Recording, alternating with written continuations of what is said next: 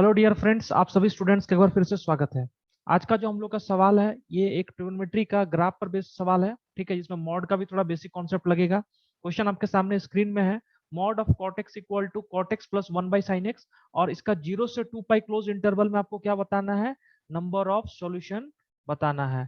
तो सबसे पहले क्या करिए, आप दो केस लेना पड़ेगा एक बार। जब भी मॉड का क्वेश्चन आए तो दो केस लेना पड़ेगा। मॉड कॉट एक्स है, यानी आपको पहला केस लेना पड़ेगा case 1 cot x greater than 0, और केस टू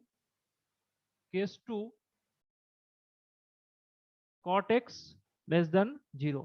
इक्वलिटी से कोई दिक्कत नहीं है।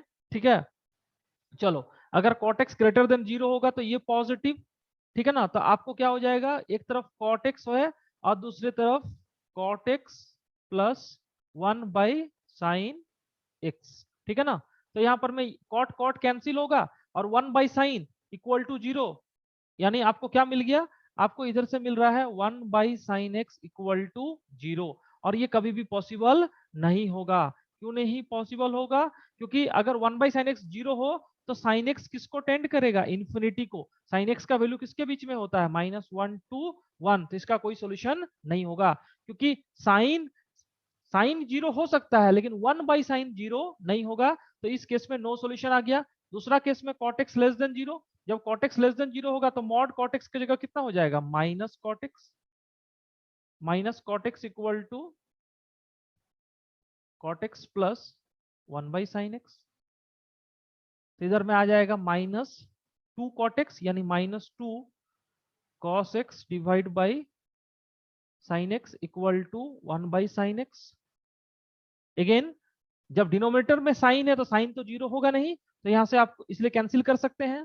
क्यों? क्योंकि साइन एक्स 0 नहीं होगा। साइन एक्स का 0 नहीं होगा क्योंकि डिनोमिनेटर में है। ठीक है ना। यानी साइन एक्स 0 अगर कुछ आंसर में आता भी है तो उसको हम लोग रिजेक्ट कर देंगे। तो यहां से आपको मिल गया cos x इक्वल टू -12।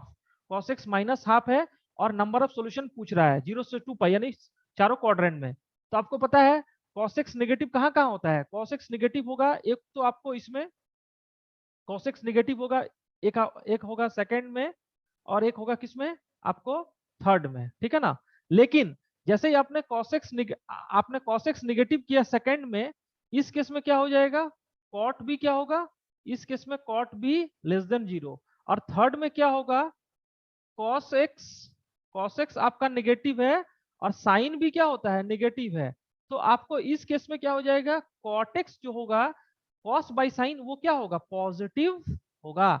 यानी आपके पास में cos तो दोनों केस में नेगेटिव है, ठीक है ना, सेकेंड और थर्ड।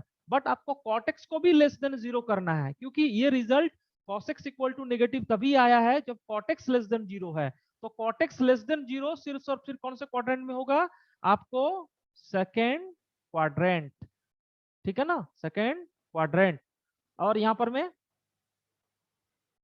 Second quadrant. और अगर हम लोग बस आपके पास में, तो इसका मतलब क्या है कि आपके पास में सेकेंड क्वाड्रेंट का एक आंसर हो जाएगा। और cos x equal to minus x equal to कितना हो जाएगा?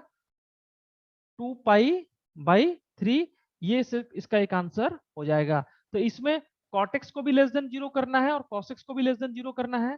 तो cot x और cos x दोनों लेस देन सिर्फ और सिर्फ सेकंड क्वाड्रेंट में होगा, और जो थर्ड क्वाड्रेंट में होगा उसमें cos लेस देन 0, साइन भी लेस देन 0। तो इफेक्टिवली cot ग्रेटर देन 0 होगा, जो कि आपको रिजल्ट में नहीं चाहिए, क्योंकि cot ग्रेटर देन 0 का दूसरा केस था, उसका आंसर दूसरा था। इस क्वेश्चन का आंसर हो जाएगा second quadrant x equal to 2 पाई/3, यानी नंबर ऑफ सॉल्यूशन हो जाएगा 1।